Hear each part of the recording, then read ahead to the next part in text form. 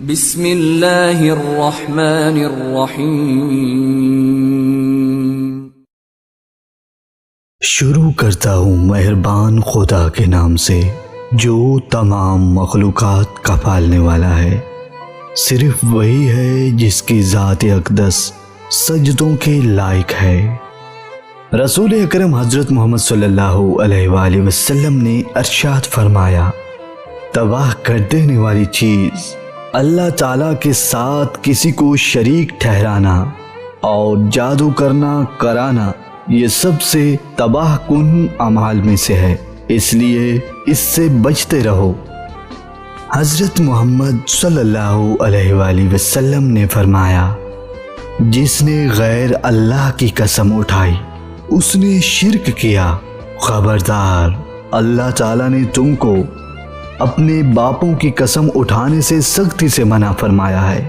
اگر تم حق پر ہو اور قتل کیے جا رہے ہو تو ایسی صورت میں اپنی جان بچانے کے لیے صرف اللہ کے نام کی قسم اٹھا سکتے ہو یا پھر خاموش ہو جاؤ۔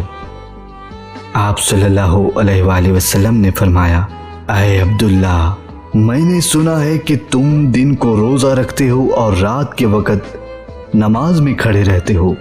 حضرت عبداللہ رضی اللہ عنہ نے عرض کی، یا رسول خدا، آپ نے بالکل سچ سنا ہے۔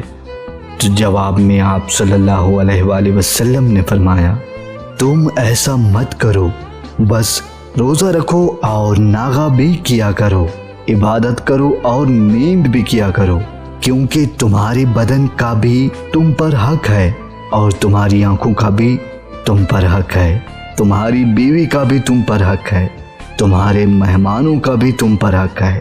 بس ہر ماہ 3 نفلی روزے رکھا کرو، کیونکہ ہر نیکی کا بدلہ 10 گنا زیادہ ملے گا۔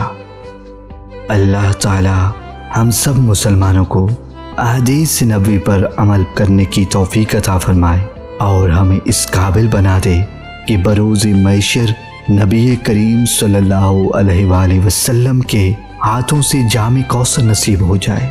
آمین یا رب العالمین۔